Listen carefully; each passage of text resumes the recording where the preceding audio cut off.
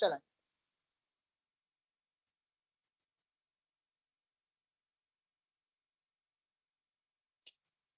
बिस्मिल्लाहिर्रहमानिर्रहीम। So we are initiating from the first topic for the physics. सबसे पहले तो हमें पता हो कि फिजिक्स होती ही क्या है। बेटा physics is the branch of science that deals with the study of matter and the energy। किन दो चीजों के बारे में पढ़ते हैं हम फिजिक्स में सिर्फ दो चीजों के बारे में पढ़ते हैं। Physics is the branch of science that deals with the study of matter and the energy, और इन दोनों के इंटर रिलेशनशिप के बारे में पढ़ते हैं। मतलब चेंजेस, बिहेवियर, कैरेक्टरिस्टिक्स, क्वालिटीज, भले वो गुड क्वालिटी बैड क्वालिटी कुछ भी हो, ठीक है। This is all about physics, the study of matter and energy and the interrelationship of these two. Okay, and obviously it's a practical science. You can also say that physics is the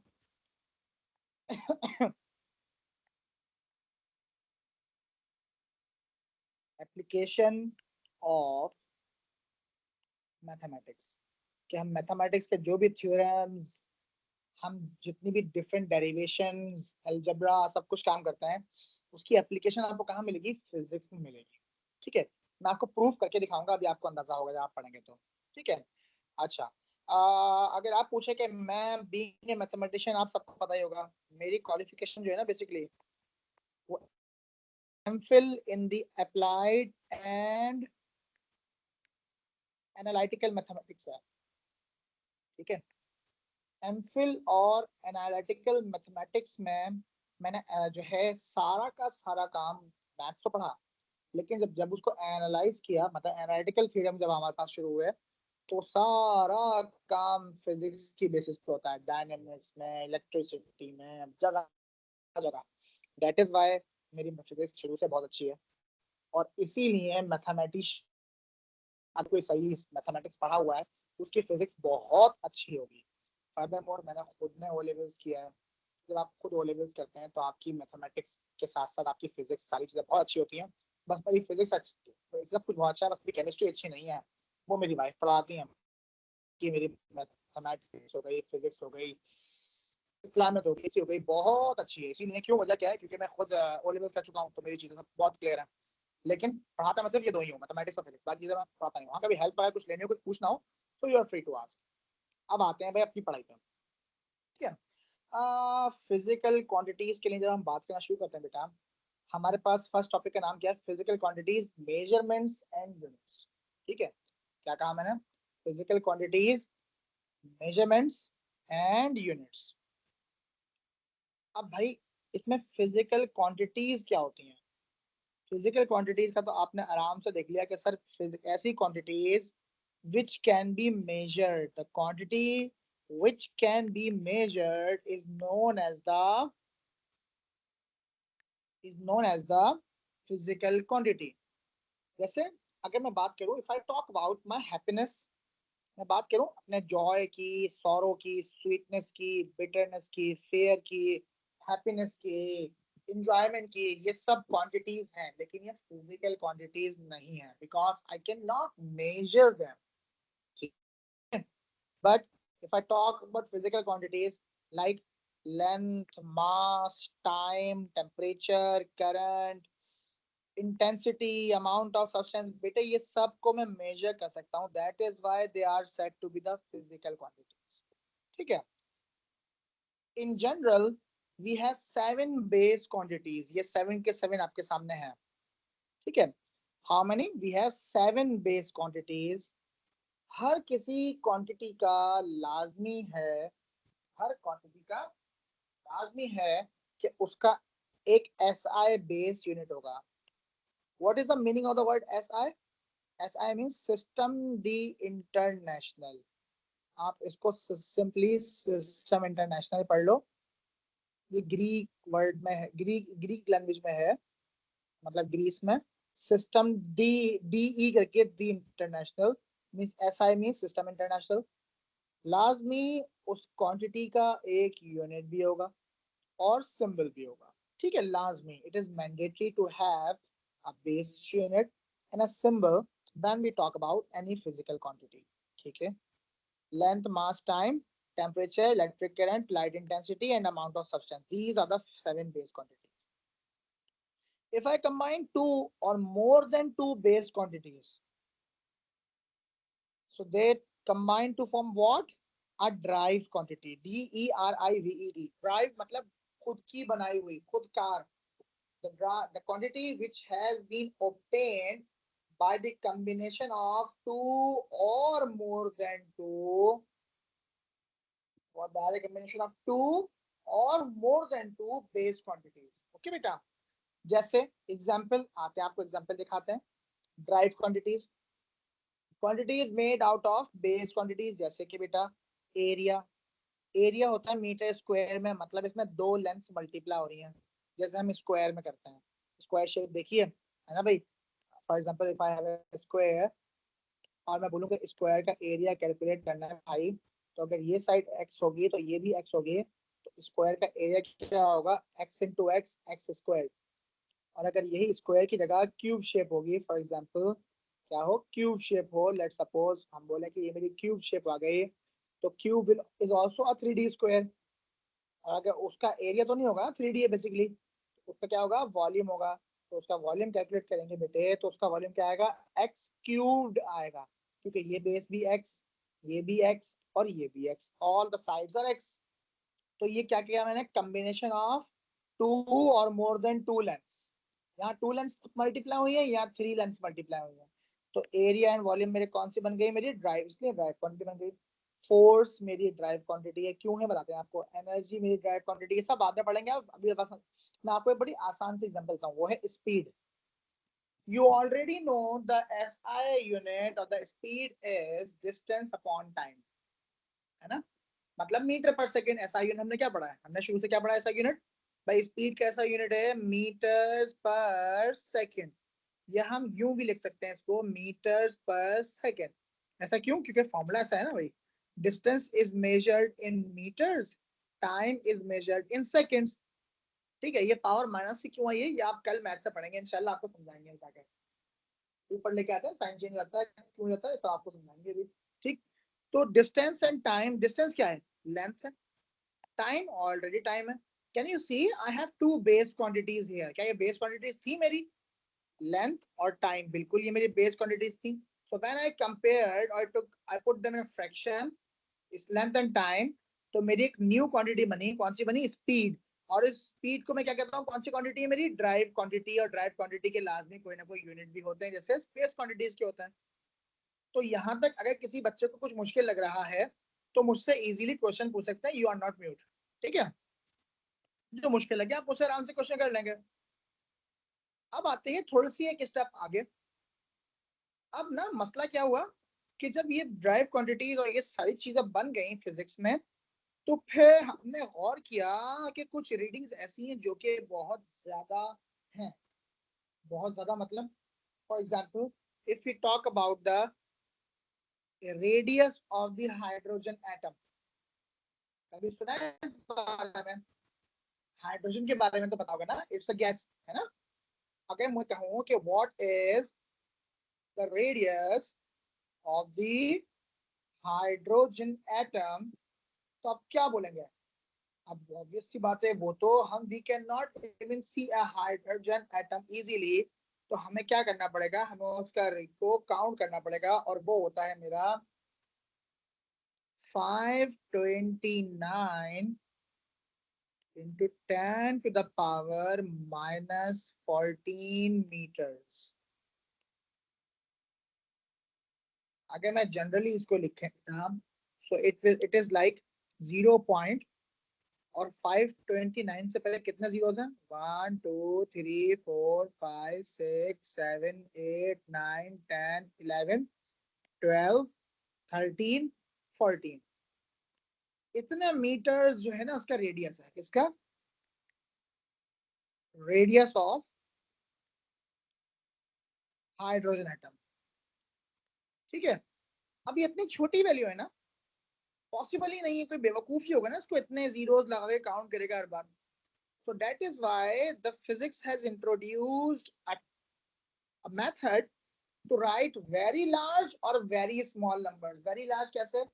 For example, if I ask you the distance of the earth from the sun, the distance of the earth from the sun, वो है 149.6, 149.6 million kilometre. अब million का मतलब क्या होता है? How many zeros do we have in a million? Unit, 10, 100, 1000, 10,000, 100,000, और ये आ गया मिलियन। 10 लाख का एक नहीं होता है, 10 lakhs is equal to 1 million. ठीक है, यानी कि मुझे 6 जीरोस मिलियन के लिए लगाने पड़ जाएंगे, तो ये मेरी वैल्यू बिल्कुल चेंज हो जाएगी लिखने में। अब इतने मुश्किल तरीके से लिखने से बेहतर ये वाला मेथड तरीका सही है ना, कि मिलियन में लिखा है ना। ये सारी स्टडीज कहाँ से आई? ये सारी स्टडीज कहाँ से आई बेटा? ये सारी स्टडीज आई हमारे पास मैथमेटिक्स से, और इनको हमने किस सब्जेक्ट में एप्लीकेबल किया? फिजिक्स में। किस सब्जेक्ट में एप्लीकेबल किया बेटा हमने इनको?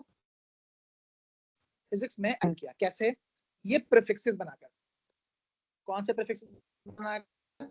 ये कि टेरा मतलब 10 to the power 12, गीगा मतलब 10 to the power 9, mega means 10 to the power 6, kilo means 10 to the power 3, 10 to the power means no prefix, क्योंकि वो 10 की पावर 0 किसी भी चीज पे पावर 0 आ जाए तो वो क्या हो जाती है? सिर्फ 1 हो जाती है। Okay, then deci means 10 to the power -1। Deci मतलब अगर मैं इसको आपके आसान लफ्जों में बताऊं तो इसका मतलब 1/10। ये दोनों बातें एक है। Okay, similarly same goes for the centi। centi मतलब 10 to the power -2 मतलब 1/100। मिली मतलब 10 to the power -3 मतलब 1/1000। इनको ऐसे लिखता है। सही है बेटा? मेयो मतलब माइक्रो मतलब 1/10 to the power 6। नीचे पॉजिटिव था, ऊपर आने के बाद साइन हमेशा चेंज हो जाता है। हम मैथ्स के स्टैंडर्ड फॉर्म में इसको बहुत डिटेल में इंशाल्लाह पढ़ेंगे। ठीक है मेरा बच्चा? Then nano means 10 to the power 9 minus में। बेसिकली ये भी ऐसे था, और ये माइनस का 12 भी बेसिकली ऐसे था, ऊपर आके माइनस हो। ठीक है, तो जो पॉजिटिव है वो मोर देन 1 है, जो नेगेटिव्स हैं वो लेस देन 1 है। ठीक है, मतलब नेगेटिव वैल्यूज होंगी उनकी पॉइंट से, जीरो पॉइंट के कुछ, लेकिन 1 से छोटी होंगी। तो ये आपको याद करनी पड़ेगी for a computer science students. उनके लिए तो वैसे भी जरूरी है, they have to memorise this table, they have to memorise this table at any cost. तो आपने इसको सारे को एकदम बैठ के याद नहीं करना। What you can do is you can memorise hardly 3 values every day. ठीक है, 3 दिन ये, फिर 3 ये, फिर 3 ये, और 2 ये। तो hardly 4 days means just 1 week में आप इजीली इनको याद कर लेंगे। हमने कोई भी काम पूरा एक साथ बहुत बड़ा बड़ा काम नहीं करना। We are going to study in chunks. हम थोड़ा थोड़ा पढ़ेंगे, एंड देन इंशाअल्लाह we will be able to perform excellent. ठीक है, अब आपको सिखाते हैं कन्वर्जन। सिखाएंगे आपको डेटा कन्वर्जन कैसे। अब आप देखें, आपको सिखाते हैं। बिस्मिल्लाहिर्रहमानिर्रहीम।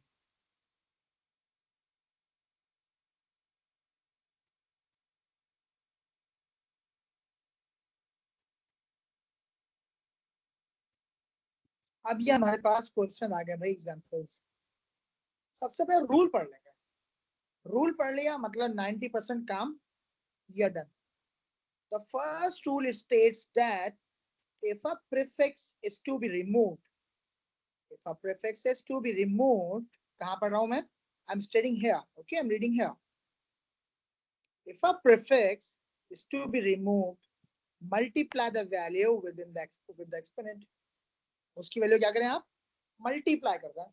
कैसे करते हैं आइए आपको समझाते हैं। बिस्मिल्लाहिर्रहमानिर्रहीम। The question says that 4500 small m joules to joules। हाँ भाई, where is the small m?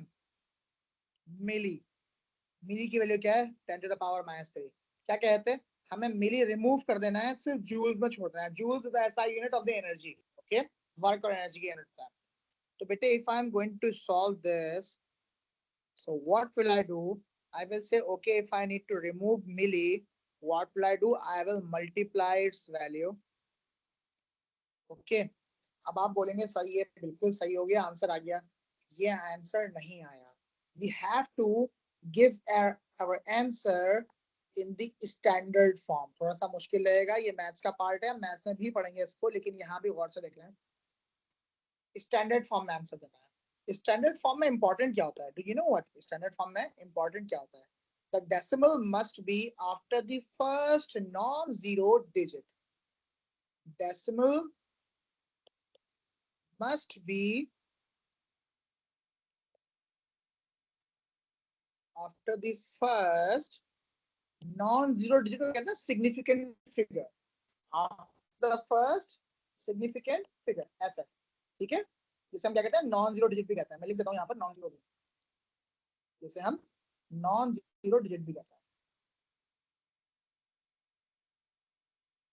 ठीक है, तो मैंने ये आपके समझाने के लिए आपको लिखा है, इसका इससे वास्ता कुछ भी नहीं, लेकिन again it's an important part, so we have to work accordingly.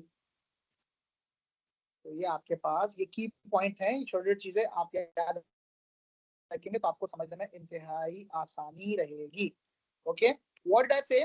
Standard form में आंसर देना है, and decimal must be after the first non zero digit. अब भाई डेसिमल तो इसमें है ही नहीं, when there is no decimal, so we the decimal.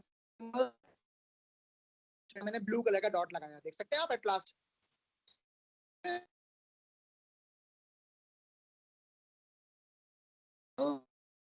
First non-digit, that's 4 here, so my value becomes 4.5। और कितने नंबर पीछे आ गए हम? जितने नंबर पीछे आएंगे उतनी ही 10 की पावर पॉजिटिव में आएगी। We have shifted the decimal 3 units to the left, तो पावर 3 आ गया। और 10 to the power -3, वो तो ये वाला आया है। कौन सा वाला? ये वाला। एक सेकेंड, आपको समझाया था कौन सा वाला। ये 10 to the power -3, 10 to the power -3, ये सेम है। ये 10 to the power 3 कहाँ से आया? Because we have shifted the decimal 3 units to the back, तो जितने यूनिट्स पीछे जाएंगे बेटा 10 की पावर भी उतनी ही ऐड कर देंगे। इट्स अ मुश्किल part, it's a difficult part. If you need to ask a lot of time, you can ask, no problem at all. Okay बेटे, now what we are going to do, 4.5 तो आ गया। What about it? Multiply में हमारा indexes में rule होता है, आप सब लोगों ने क्लास 5 और 6 में पढ़ा होता है। When the base is same, the powers are added। क्या कहा मैंने? When the base is same, the powers are added। तो 10 10 बेस सेम है ना, पावर ऐड कर देंगे, 3 को ऐड कर देंगे माइनस के 3 से, तो प्लस का 3 माइनस का 3 क्या होगा? Cancel.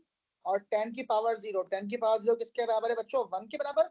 so no need to worry about it, 10 की पावर 0 हो जाएगी, वो 1 के बराबर होगा। so it means my answer is just 4.5। इसको देख लें अच्छी तरह और मुझे कंफर्म कर दें कि हाँ सर ये समझ में आ गया। प्लीज एक बार रिव्यू कर लें इसको अच्छी तरह से। देख लिया? कंफ्यूजन तो नहीं है कोई?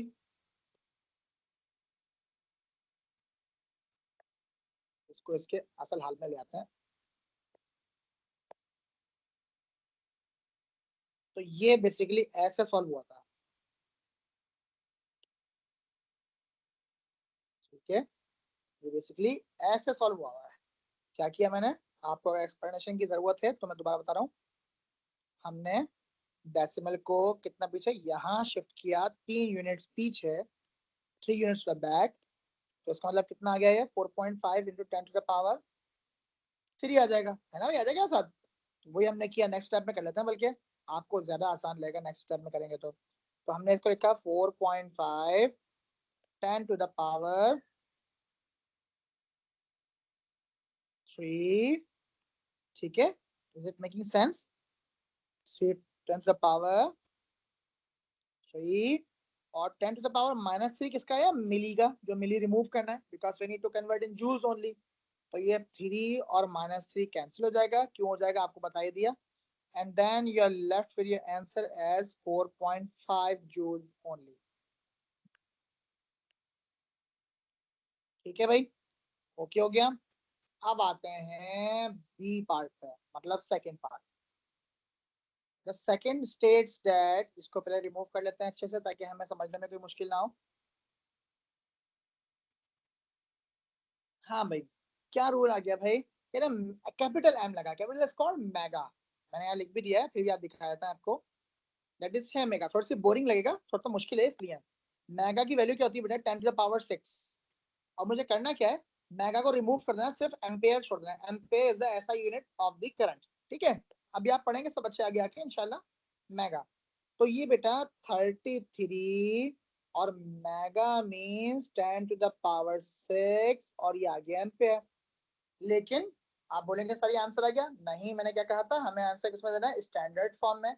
And for the standard form decimal must be after the first non zero digit. ठीक है, तो फर्स्ट नॉन जीरो डिजिट कौन है मेरा, 3, तो मेरा यूनिट एक पीछे आएगा।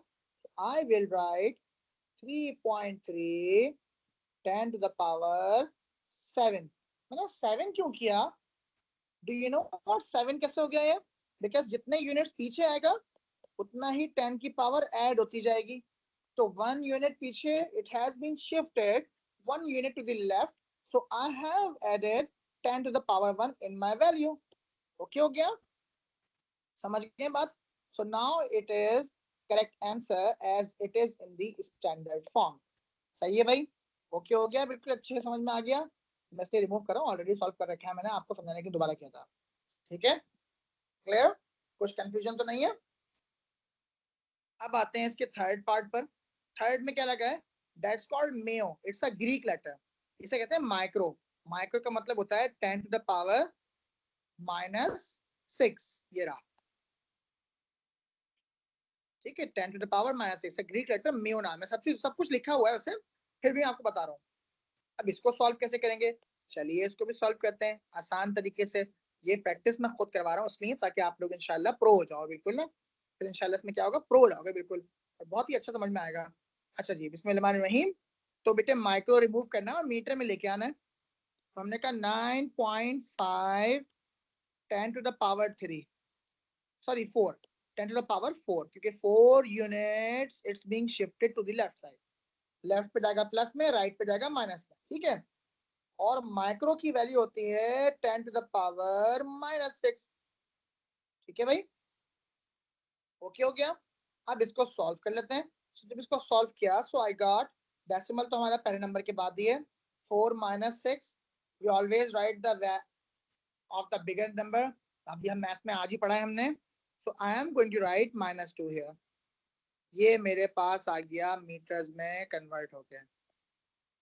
Is there anyone who is still unable to understand this? अगर नहीं आया समझ में तो मुझे बता दे, मैं चैट बॉक्स में जाता हूँ, अगर माइक पर नहीं बता रहे तो। चलो क्लियर है सबको, आगे बढ़ जाते हैं।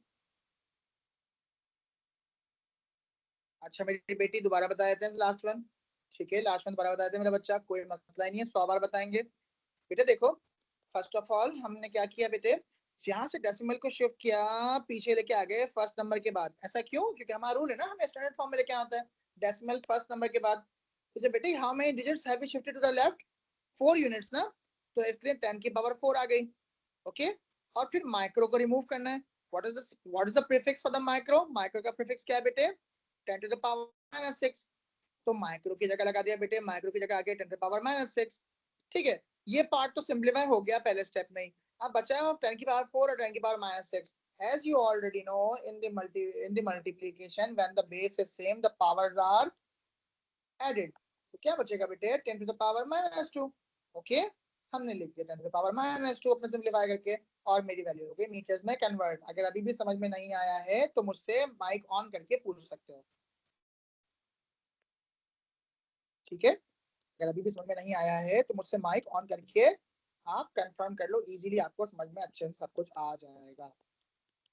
कॉपी पेस्ट नॉलेज सीधा। ठीक है, ओके हो गया।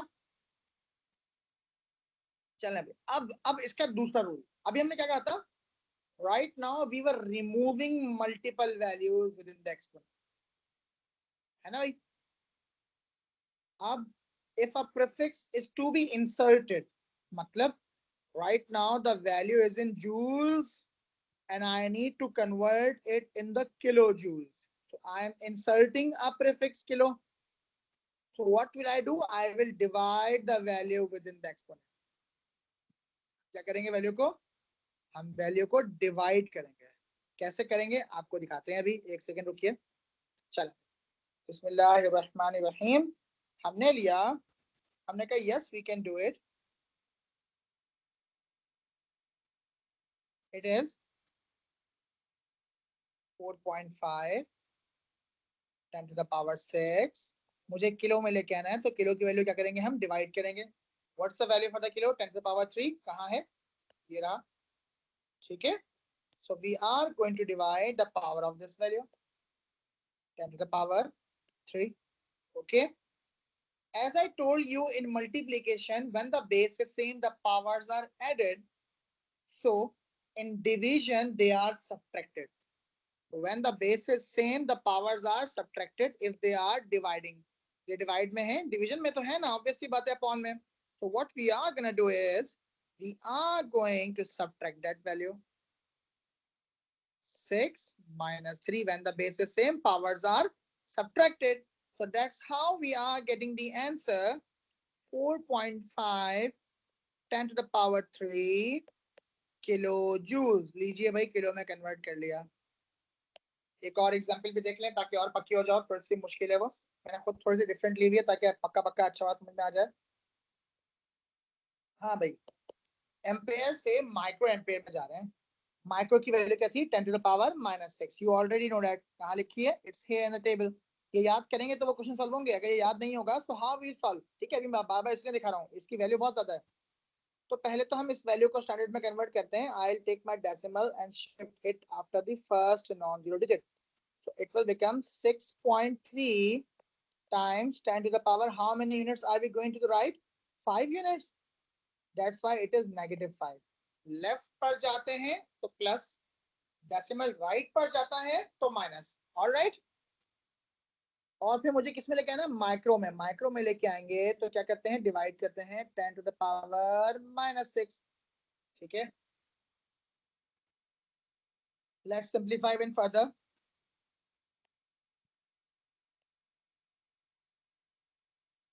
-6.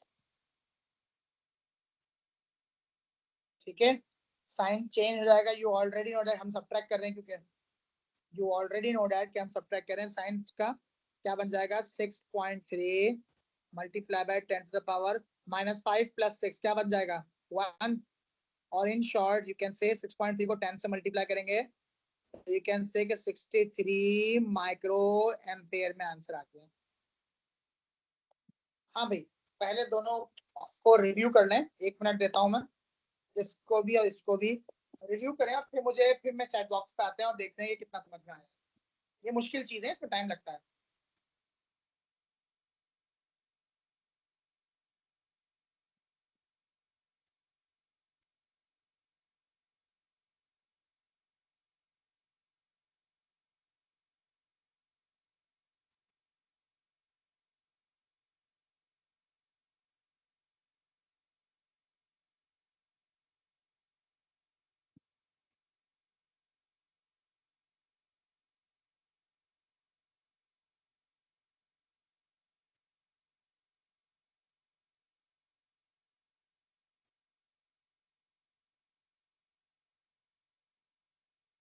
चलें भाई, अब आते हैं चैट बॉक्स में. तो अब आप सब मुझे कंफर्म कर दें प्लीज कि बेटा आप लोगों को यहाँ तक जो मैंने कन्वर्जन्स वाला काम किया है ये बहुत ज्यादा इंपॉर्टेंट है, इसलिए मैंने फर्स्ट डे से स्टार्ट किया है. कोई प्रॉब्लम तो नहीं है इसमें? अंडरस्टूड है, वेरी गुड हो गया. ठीक है बेटा, तो अब हम इसमें आगे बढ़ते हैं. ठीक है मेरी बेटी अलीजा, वेरी गुड मेरा बच्चा. अब इसमें मेरा बच्चा आगे बढ़ते हैं. ठीक हो गया. बिस्मिल्लाहिर्रहमानिर्रहीम. हमने 30-35 मिनट्स में अच्छा खासा अपना काम कर लिया. ये मुश्किल वाला पार्ट था, इसकी प्रैक्टिस आपको दूंगा मैं. प्रैक्टिस क्वेश्चन देंगे, सब आपके पास इंशाल्लाह आता जाएगा और आपने बस पढ़ते रहना, प्रैक्टिस करती रहेंगे, बड़ा मजा आएगा पढ़ने में. ठीक है. अच्छा, अब थोड़ी सी कहानी सुनिएगा, बड़ी मजे की है. वो ये कि हमें मेजरमेंट टेक्निक्स हम यूज क्यों करते हैं भाई? फॉर एग्जांपल मैं एक कॉन्ट्रैक्टर हूँ, कौन हूँ? ठेकेदार, contractor, and I need to construct roads, ठीक है? तो ऑब्वियस सी बात है, मेरा काम माइक्रोमीटर, स्क्रू गेज, वो ये होता है, ये बना हुआ बड़ा ही पिद्दा सा इंस्ट्रूमेंट। दूसरा मीटर रूल, जो कि मैक्सिमम 1 मीटर का होता है, या मेजरिंग टेप जो कि कर्व होता है, सेवरल मीटर्स तक की रेंज होती है। ये मेरे काम का नहीं होगा। क्यों? मुझे रोड बनाना है, और मेरा डिस्टेंस रोड का जो होता है, it is measured in few kilometres और सेवरल किलोमीटर्स में भी। ठीक हो गया? सो आई नीड एन इंस्ट्रूमेंट जिसकी मीटर से लेके किलोमीटर तक की रेंज हो, और वो ऐसे ना इंच टेप की तरह, जो टेलर वाला इंच टेप होता है उसके रख के नापना ना पड़े, है ना?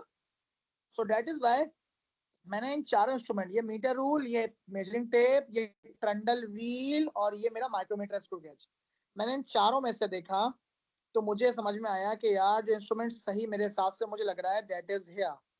उसकी वजह है, ये हैंडल है, ये हैंडल में एक बटन होता है यहाँ पर, किसी किसी में बटन नहीं होता, ऑटो भी होता है। ये व्हील हम रोड पर चलाते जाएंगे, कभी रोड ऐसा सीधा, फिर ऊपर चढ़ रहा है, फिर सीधा हो रहा है, फिर ऐसे मुड़ रहा है, फिर ऐसे हो रहा है, फिर ऐसे हो रहा है, फिर वापस आ रहा है। हमारे कराची के, पाकिस्तान के रोड तो माशाल्लाह सारे ऐसे ही।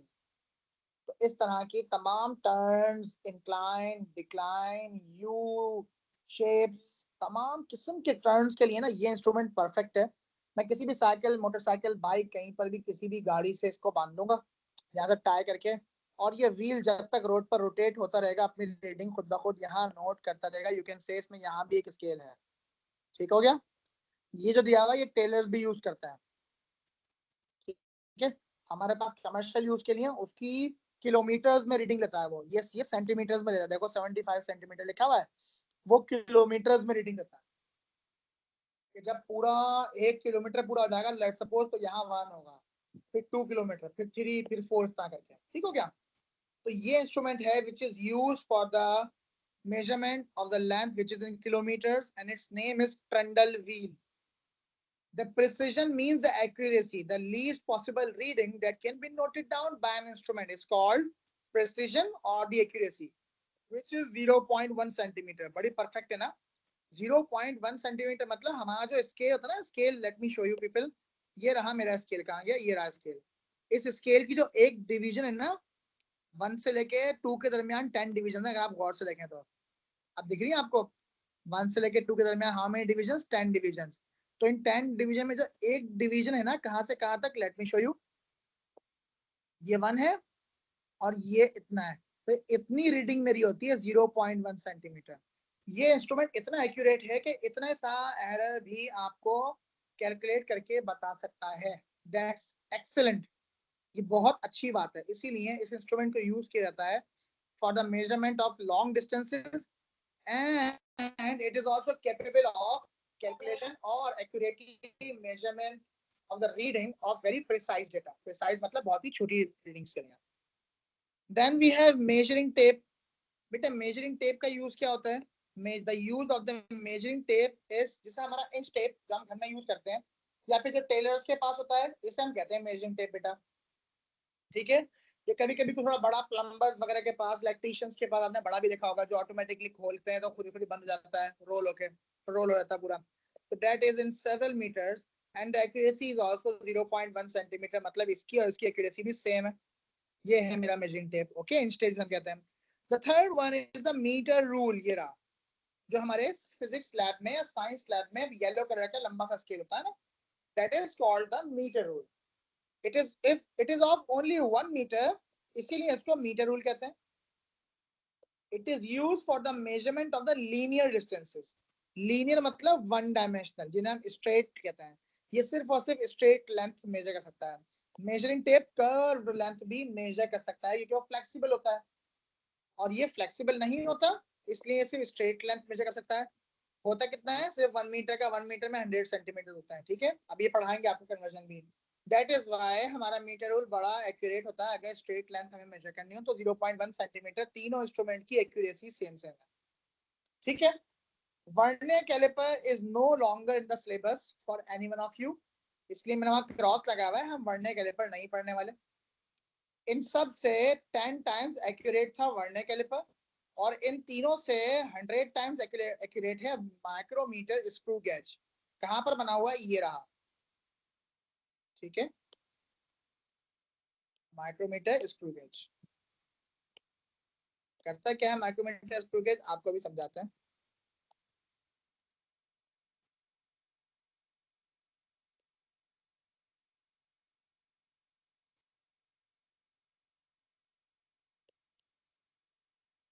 हाँ जी, माइक्रोमीटर स्क्रू गेज करता क्या है बेटे?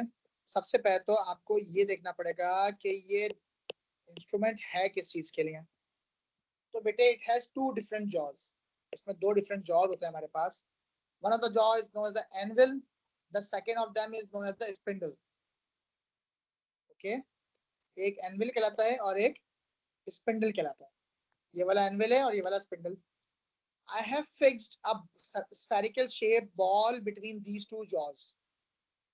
जब मैंने ये jaws के बीच में बॉल फिक्स कर दी है, so what I'm going to observe कि मेरे पास तो दो स्केल हैं। एक स्केल यहाँ शो हो रहा है, that is called the main scale, और एक स्केल यहाँ थिम्बल, ये मेरा थिम्बल वाला पार्ट है ना, पूरा सर्कुलर पार्ट कहते हैं इसको, थिम्बल पार्ट, ठीक है। एक स्केल यहाँ बना हुआ थिम्बल पे, जिसे हम कहते हैं थिम्बल स्केल, और ये मेरा रैशेट है। रैशेट को मैं जब ऐसे रोटेट करता हूँ तो ऑटोमेटिकली ये जॉज यहाँ से आगे बढ़ना स्टार्ट होता है, मतलब मेरी किसी भी ऑब्जेक्ट को बंद करने के लिए यूज होता है इन जॉज के दरमियान। And when this spherical object is firmly fixed between the two jaws, तो रैशेट फिर भी गोल गोल गोल गोल घूमता रहता है, लेकिन ये मजीद टाइट नहीं करता, मतलब फर्मली एडजस्ट करके खुद घूमना बंद कर देता है। ठीक हो गई बात? How do we take the reading? इसे स्लीव कहते हैं, और स्लीव के ऊपर ये मेरा मेन स्केल है, और एक लाइन होती है डेटम लाइन, DATUM, ये लिखा हुआ datum. Datum line is centre line of your scale that coincides with the thimble scale. ठीक है, रीडिंग नोट करने के लिए। और कैसे रीडिंग नोट होती है इसकी? क्योंकि ये 100 टाइम्स मोर एक्यूरेट है than all these three instruments. इन तीन इंस्ट्रूमेंट से ये 100 टाइम्स मोर एक्यूरेट है, मतलब बहुत छोटी रीडिंग नोट कर सकता है। ये देखो इसकी एक्यूरेसी कितनी है, 0.001 सेंटीमीटर।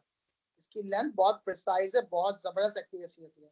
कैसे मेजर करते हैं आपको इसका मेथड सिखाते हैं, ठीक है। Taking measurement from a micrometer screw gauge. बेटे ये इंस्ट्रूमेंट की आपके पास diagram, you can see that easily. मैं यहाँ दिखाता हूँ आपको, ठीक है। डेटम लाइन आपको नजर आ रही होगी डायग्राम में, ये रही, कहाँ है? सेंटर वाली ब्लैक लाइन, एरो देख सकते हैं आप। और ये मेरा थिम्बल स्केल है, and this one is my main scale. Labelling हर चीज की बहुत प्रॉपर है, आई थिंक आपको समझ में मेरी बात आ रही होगी, ठीक है।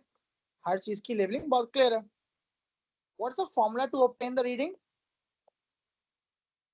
Main scale reading plus thimble scale reading divided by 100, ये इसका फॉर्मूला है। पहले मेन स्केल रीडिंग को नोट कर लेंगे, और थिम्बल स्केल रीडिंग को डिवाइड बाय 100 करने के बाद ऐड कर लेंगे।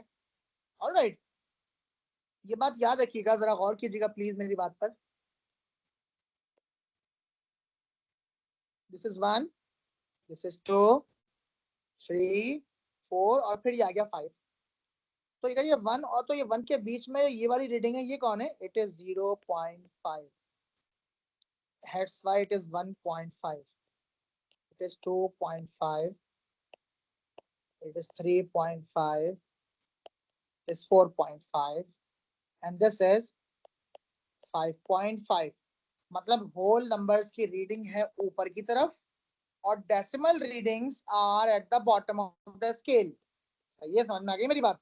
ये बात आपने स्केल देखकर खुद समझनी है, पेपर में आपको सरहद बताने नहीं आएंगे, ठीक है। So you need to understand that the readings, the proper division are 1 2 3 4 5 division है भाई यहाँ तो सिर्फ। तो नीचे नीचे क्या है फिर? तो नीचे है 0 और 1 के बीच की रीडिंग, मतलब 0.5, 1.5, 2.5, 3.5, 4.5, 5.5, ठीक है। तो अब मेरी मेन स्केल की आखिरी रीडिंग जो मुझे नजर आ रही है वो है ये वाली, जहां लिखा है मेन स्केल रीडिंग, और वो आ रही है कहाँ पे? ऊपर की रीडिंग 5, और नीचे का 0.5 और ज्यादा है, मतलब दोनों ऐड कर दो, कितना मिल गया मुझे मेन स्केल की रीडिंग? 5.5 मिल गई मुझे मेन स्केल रीडिंग। लिख दिया मैंने, MSR मतलब main scale reading. Main scale reading is what? 5.5। ठीक है। दूसरी रीडिंग कौन सी थी? Thimble scale reading divide by 100 करेंगे उसको। अब आप चेक करें, where is the datum line is passing through the thimble scale reading. The thimble scale reading is passing at this point, ये वाला, ठीक है। And this point is coming at what? It is coming 2 units above 25। मतलब कितनी reading आ रही है? 27 आ रही है। मैंने क्या कहा था? 27 mm है हमारी बेसिकली, तो हम mm से इसको सेंटीमीटर में लेके आएंगे। So we have to divide by, sorry अभी सेंटीमीटर में है, हम उसको mm में लेके आएंगे। So we have to divide by 100। हमने उसको डिवाइड बाय 100 कर दिया। 27 डिवाइड बाय 100 0.27। और main scale reading plus simple scale reading divide by 100 करके, और उनको क्या कर लेंगे? ऐड कर लेंगे, आपको आंसर मिल जाएगा। अब एक बार रिव्यू कीजिए ये वाली रीडिंग, ये वाली रीडिंग, और मुझे चेक करके बताएं कि जो हमने पढ़ाया आपको इस फॉर्मूले के हिसाब से, क्या वो यहाँ यहाँ यहाँ तीनों जगह आप सबको समझ में आ रहा है या नहीं? Take your time, I will wait for 2 minutes for that. ये मुश्किल चीज है, पहली बार पढ़ रहे हैं आप ज्यादातर बच्चे, तो और जो बात दूसरी बार भी पढ़ रहे हैं उनको पढ़े हुए काफी टाइम हो गया, भूल चुके होंगे। तो इस पे जरा फोकस कर लें, अच्छे से इसको पढ़ लें, including the formula. Check that, I will wait for 2 minutes. To ask something, you can ask me right away.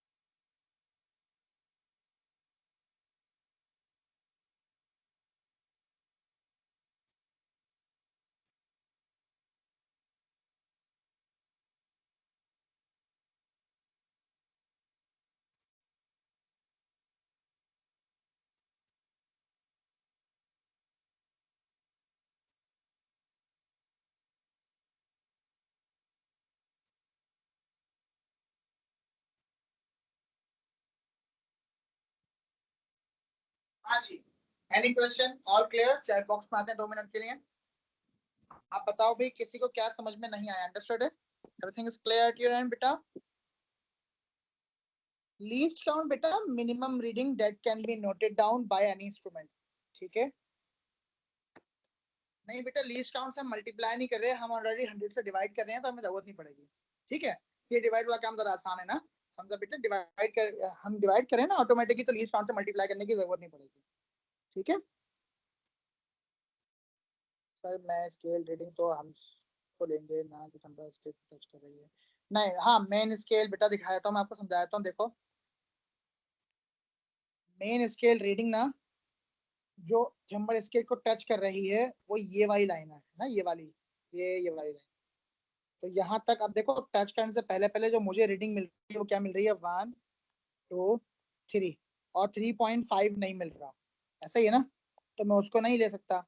Similarly अगर मैं किसी और वाली देखते हैं, जैसे यहाँ आ जाते हैं फॉर एग्जाम्पल, तो यहाँ तो मुझे टच से पहले जो आखिरी रीडिंग विजिबल है वो ये वाली है। तो ये 1 2 3 4, ये 4, और नीचे आ गया 0.5। तो इसका मतलब मेरी आखिरी रीडिंग जो टच करने से पहले मुझे मिल रही है, लास्ट पॉसिबल रीडिंग, वो मिल रही है 4.5। तो I will use 4.5 as my main scale reading, ये देखो। ठीक है, और थिम्बल स्केल जो मेरी डेटम लाइन, ये सेंटर लाइन पे मैच कर रही है, ये मेरी डेटम लाइन है। ठीक है, डेटम लाइन कहाँ आ रही है, 0 1 2 3 पे आ रही है। तो मैं क्या करूंगा, 3 को डिवाइड बाय 100 कर लूंगा। कर लिया, 3 को डिवाइड बाय 100 ही आ गए सिंबल स्केल। और दोनों को ऐड कर लेंगे डेसिमल के नीचे डेसिमल, अभी आपको मैथ में पढ़ाया है, डेसिमल के नीचे डेसिमल लगा के सिंप्लीफाई कर लिया। कैलकुलेटर अलाउड होता है वैसे तो, इसमें कोई इतनी मुश्किल बात नहीं है। ओके हो गया, और क्वेश्चन देख लेते हैं, और क्या क्या क्वेश्चन पूछना है आपने मुझसे। लीस्ट काउंट बेटा, जब मिनिमम रीडिंग किसी भी इंस्ट्रूमेंट की जो मिनिमम रीडिंग होती है ना, वो उसका लीस्ट काउंट या प्रिसिजन या एक्यूरेसी, तीनों बातें एक ही वर्ड है बेटा। ठीक है, ठीक है, मैं वहां आपके पास लिख देता हूँ, लीस्ट काउंट और आपका प्रिसिजन और आपकी एक्यूरेसी। बेटा इसको ये भी कहते हैं, क्या कहते हैं इसको, एक्यूरेसी या लीस्ट काउंट या प्रिसिजन, ये तीनों बातें एक ही हैं। सही है, ओके हो गया। ठीक है भाई, अच्छा, तो ये थे लेंथ के 4 instruments. I hope you all are able to understand that very well. अगर इसमें कोई मुश्किल होगी तो मुझे बता दीजिएगा कि सर अभी समझ में नहीं आया, पढ़िए घर बैठ के। फिर हमारे पास मास मेजर करने के ये मासूम से 2 इंस्ट्रूमेंट हैं। One of them is said to be the electronic balance. आपने चिकन वालों की शॉप पे, गोल्ड स्मिथ के पास, सबके जगह देखा होगा अलग अलग, है ना। फिर होता है बीम बैलेंस या पैन बैलेंस। इसको बीम और पैन दोनों कहते हैं। रीजन, इसमें ये 2 पैन है इसलिए पैन बैलेंस भी है, और पॉइंटर के थ्रू हम इसे मास मेजर करते हैं, और ये बूढ़ा मेटल बीम होता है इसलिए इसको बीम बैलेंस भी कहते हैं। तो पैन बैलेंस या बीम बैलेंस एक ही बात होती है। ठीक हो गया। फिर वेट मेजर करने के लिए हमारे पास ये वाले इंस्ट्रूमेंट आ गए। कौन से आ गए, एक सेकेंड बस। हाँ जी, तो कौन से आ गए हमारे पास ये इंस्ट्रूमेंट्स, स्प्रिंग बैलेंस आ गया, जो कि न्यूटन मीटर भी कहलाता है। ये लिखा हुआ मैंने, न्यूटन मीटर स्प्रिंग बैलेंस, जिसमें एप्पल हैंग हुआ हुआ है, which is suspended due to the pull of the gravity. ठीक है, और बीम बैलेंस भी कहलाता है हमारे पास। बीम बैलेंस अलग टाइप का होता है। ठीक है, और ये वेट और मास दोनों पे काम कर सकता है। ठीक है, और ये कहलाता है मेरा, इससे कंप्रेशन, क्यों, क्योंकि ऊपर चढ़ते हैं तो ये प्रेस होता है, कंप्रेस होता है तो हमें यहाँ रीडिंग मिलती है। ओके हो गया बेटा, सही। टाइम, बाकी टाइम के लिए स्टॉप वॉच आसान सा है, क्लॉक आपको ऑलरेडी पता है, सीआरओ अभी सिलेबस में हमारे पास इलेक्ट्रिसिटी में आएगा तब पढ़ेंगे इंशाल्लाह। ठीक है, या न्यूक्लियर में आएगा। टेम्परेचर के लिए हमारे पास अभी इसमें कुछ भी नहीं है, तो परेशान नहीं होना। करंट के लिए भी अभी सिलेबस में कुछ भी नहीं है, आगे आएंगी चीजें तो पढ़ेंगे इनको बिला वजह, अभी टाइम वेस्ट करने की जरूरत नहीं है। ठीक है, अच्छा, बस 3 मिनट रह गए हैं, मैं बस 1 मिनट के लिए और पढ़ाऊंगा, और बाकी के 2 मिनट्स में हमने अपनी क्लास को बस वाइंड अप करना है, आपको सारी चीजें आपसे शेयर करनी है। हमारे पास जो रह गया ना बस, वो रह गया टाइम पीरियड, ये पेंडुलम का, और एरर करेक्शन यानी कि जीरो एरर। तो बेटा कोई इंस्ट्रूमेंट ना खराब, टूटा फूटा कैसा भी हो सकता है। फॉर एग्जाम्पल कैसे, जैसे मेरे पास जीरो एरर हो, और वो जीरो एरर में मेरा स्केल फॉर एग्जाम्पल टूट जाए। कहाँ गया मेरा वो पेज, मिल क्यों नहीं रहा, चलो समझाते हैं आपको। जैसे जैसे, हाँ समझाता हूँ। जैसे जीरो एरर क्या है कि आपने कोई वेट या कोई मास मशीन पर रखा हुआ नहीं है, तब भी उसमें रीडिंग आ रही है। इसका मतलब उसकी प्रेसिजन सही नहीं है, वो एक्यूरेट मास मेजर नहीं कर रही। कोई चीज ना होने के बावजूद भी रीडिंग शो हो रही है, इसका मतलब it has a zero error. उसमें जीरो आना चाहिए ना, जीरो एरर हो गया, जीरो तो मैच नहीं कर रहा। ठीक है, उसे हम कहते हैं जीरो एरर। या फिर मेरा स्केल हो, ऐसे स्केल हो मेरा, और मुझे जीरो मार्क मेरा कहाँ पर है बेटा, अभी मेरा जीरो मार्क कुछ कुछ मेरा 0 मार्क अभी है यहाँ पर, ये मेरा 0 मार्क आ रहा है बीच में, है ना। लेकिन क्या हो कि मेरा स्केल यहाँ से टूट जाए, ठीक है। तो मैं क्या करूंगा, मैं 2 से रीडिंग अपनी स्टार्ट करूंगा। कहाँ से, 2 से, क्योंकि शुरू का पार्ट टूट गया। और लेट सपोज मेरी रीडिंग 7 पे एंड हो रही है, तो मैं क्या बोलूंगा, क्या इसको 7 सेंटीमीटर कहेंगे, नहीं, मैं उसको बोलूंगा 7 माइनस जहां से रीडिंग स्टार्ट की है 2। तो ये हो गया मेरा 0। करेक्ट कर लिया मैंने, कहा भाई ये मेरा 5 सेंटीमीटर की रीडिंग बन रही है। ओके, ये होता है 0 एरर कि आपका इंस्ट्रूमेंट टूट फूट जाए, रीडिंग सही ना दे रहा हो, खराब हो जाए। उसके बहुत सारे सिनेरियोज हैं, बहुत सारे केसेस हैं, उनको डेप्थ में पढ़ते हैं और उसी हिसाब से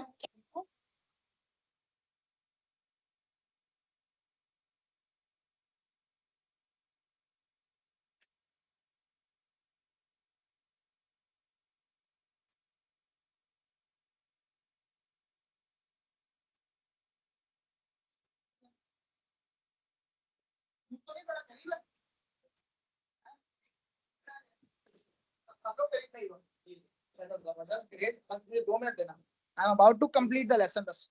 ठीक है भाई, तो ये हमारा 0 एरर आ गया और we are going to discuss all of these things इंशाल्लाह इन द नेक्स्ट लेसन। ये सब पढ़ेंगे और फर्स्ट टॉपिक कंप्लीट करेंगे और साथ साथ इसके पास पेपर्स भी सारे सॉल्व करेंगे। Time is about to end already, so I am gonna see you इंशाल्लाह नेक्स्ट क्लास। आपको इसका ये वाला लेक्चर भी अभी ग्रुप बना के मैं शेयर कर दूंगा थोड़ी देर में। और फिर आपसे इसके बारे में कुछ भी आपने पूछना हो तो you can WhatsApp me or you can ask me whatever you want to know. Okay, beta. So see you all inshallah in the next lesson. Till then, take care and Allah Hafiz.